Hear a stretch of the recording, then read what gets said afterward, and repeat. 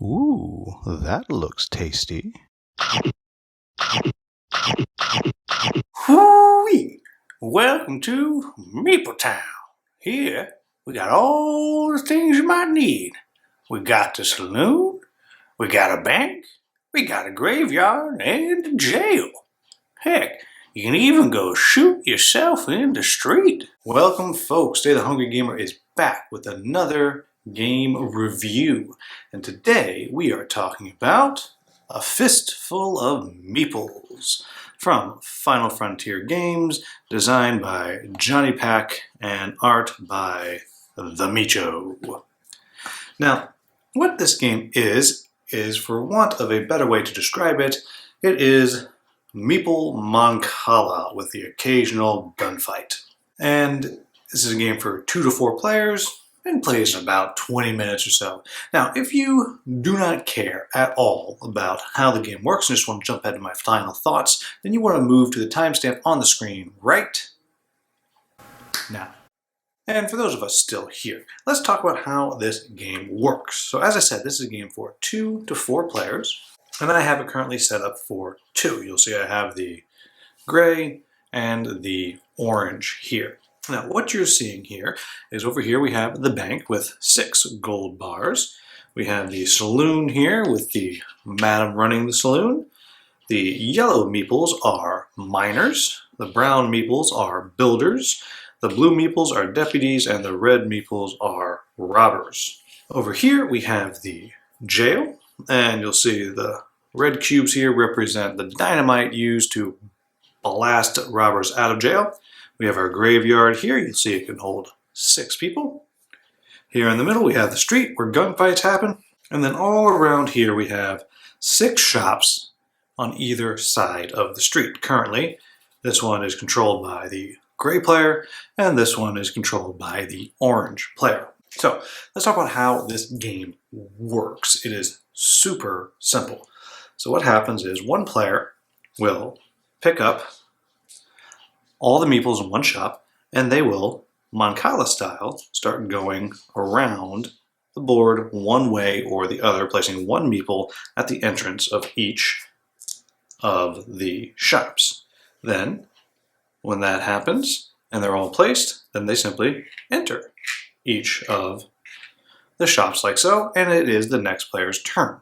Obviously, that would not be a very good game, so what happens next is each color meeple does a different thing when it enters a building. So, assuming I was taking another turn here, let's say I took these here, and I was going the same direction, and I wanted to place here, here, here, and here. You'll notice that I did have to stop in the street there.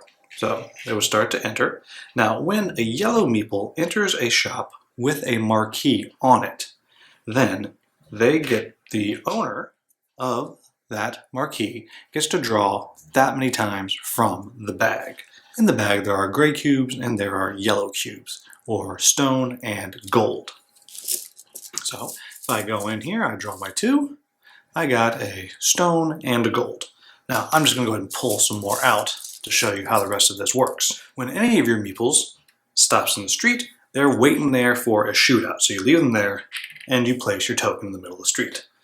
Then, when a brown meeple goes into a store, they're able to build a new marquee or upgrade an existing one. So this one here, you'll see it costs 3 stone. So if I have it, I take it, drop it in the bag, and I get to place another marquee. And now that one is mine. It's important to note that anytime a yellow meeple goes into a store with a marquee, it doesn't matter who owns it, that player who owns it gets to draw from the bag, regardless of turn. Let's show you what some of the other things do, because I also said that you can upgrade. Now, if the marquee was already there and I went in, I could pay that same cost to simply flip the marquee over. And now, anytime a miner goes in, you get to draw 4 from the bag. Also, it's worth 10 points at the end of the game, whereas the other side is only worth 5. Now, the other things that can happen. Now, if the robber goes into a building that has a miner in it. For every miner that is in that building already, you get to draw 2 times from the bag and 2 more gold. The deputy, whenever it goes into a building, for every robber that's in the building, you get to draw 2 times from the bag. So here, I would get to draw 4 times.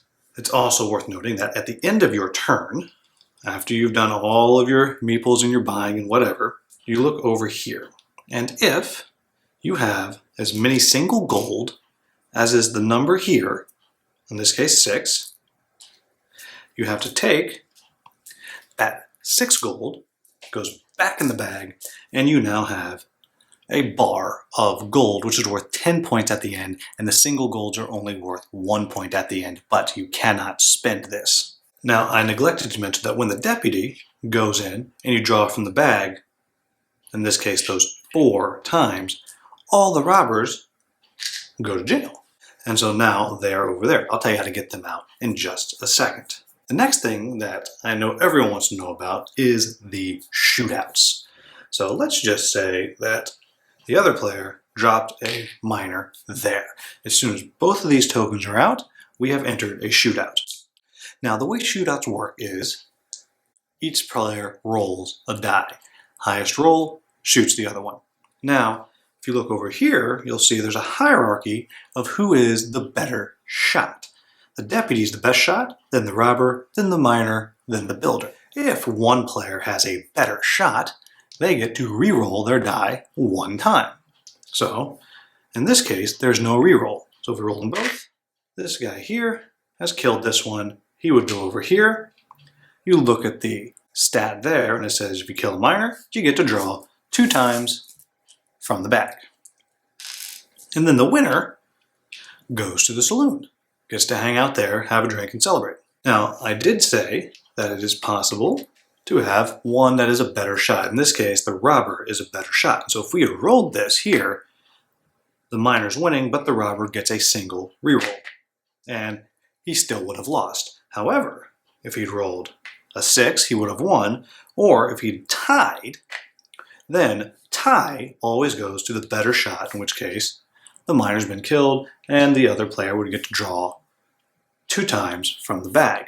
Though if you notice, if we had finished like this, the miner kills the robber, and then the miner's player gets to draw 3 times from the bag, or 4 times for a deputy. And again, the winner goes to the saloon. Now, the last 2 things you have to know about are the jail and the saloon. At any time, you are welcome to pick up all of the meeples from the saloon. And again, just like normal, you place them out as you go. But there is an additional ability that the madam, or the purple meeple here, has. So if I am placing these out, like so, this is what I would get to do on my turn. First, the miner would go in, and I would get to draw 2 more times from the bag. There we go, a lot more gold. The builder would go in, I'd get a chance to build, so I'll go ahead and do that. Take those 2, and this, throw them into the bag. Then the madam, she gets to draw 1 time for each builder in the building. So in this case, 1, 2, 3, 4, 5. So I'd get to draw 5 times from the bag. And then all of them get up and go back to the saloon. And then my builder here would come in, and again, I'd be able to build. Now, over here, the robbers are pretty much done the same way. So at any time, you are welcome to take the robbers out of jail. I'll grab these 2 and place them 1 and 2. Now, but before you do this, you have to take one of the 3 dynamites and drop it in the bag. Then you go through your draw, and here, 2, 4, 6. So I'd get to draw 6 times for the bag for that. And there we have it. And then this one goes in, and I get to draw 2 more times from the bag. Now, you'll see I drew the dynamite. When you draw the dynamite, it goes to the middle of the street, and all players then lose half of their stone rounded down. So in this case, I would lose 2. If I only had 3, I would just lose 1. And that's all that you need to know, with the exception of how does the game end. The game ends in one of 3 ways. Either all of the grave spots are filled up. If that happens, every player gets to have their final turn, so everyone's taking the same amount, then you score, the game ends. If all 3 dynamites are drawn from the bag, everyone gets to have a final turn and the game ends.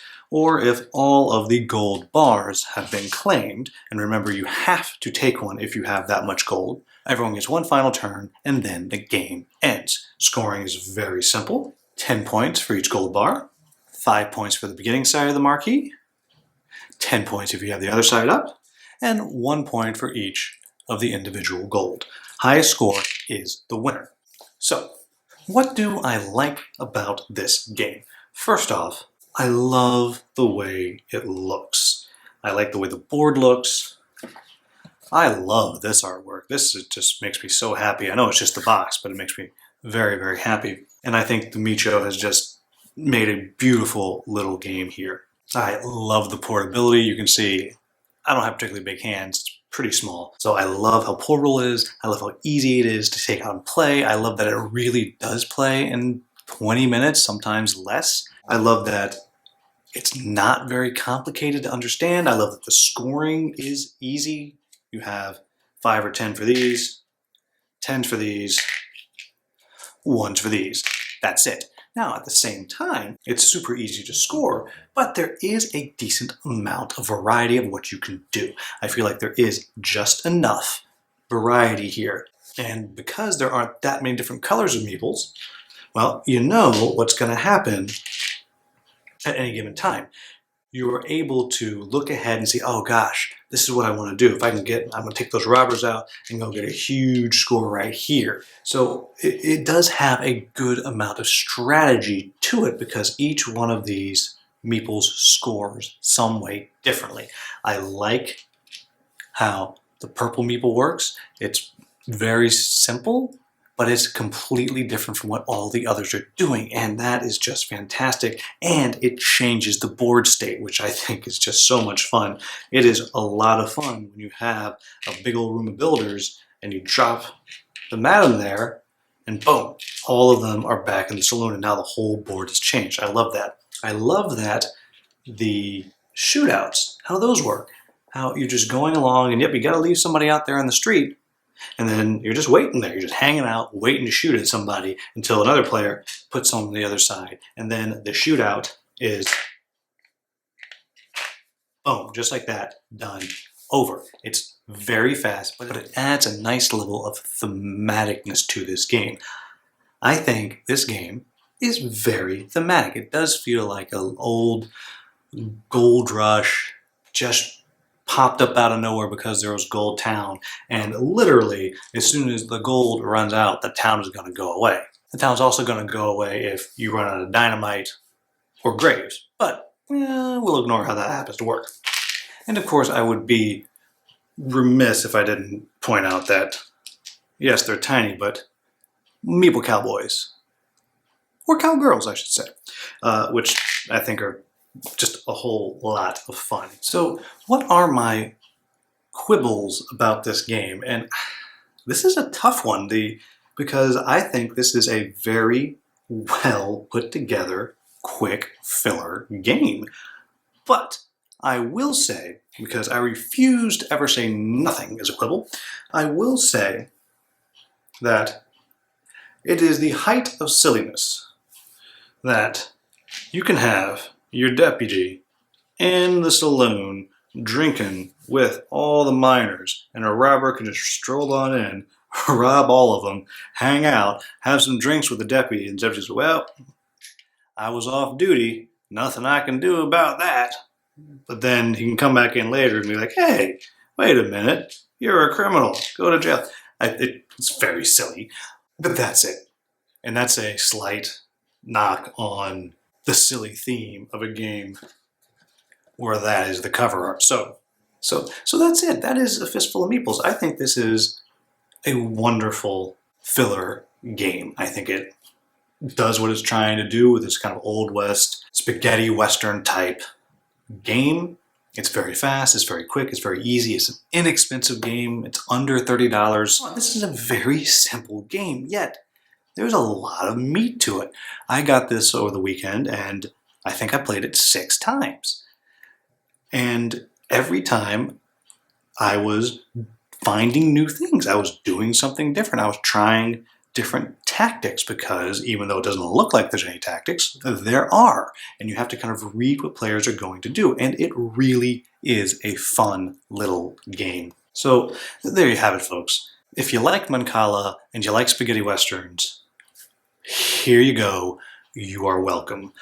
If any of that description sounded like a fun, diverting time, check it out. It's available. You can get a hold of it. And if I made any mistakes in the how to play or I left something really important out, please let me know in the comments with a timestamp and I will get that into the Klingon subtitles. As always, if this was useful, please like, subscribe, share.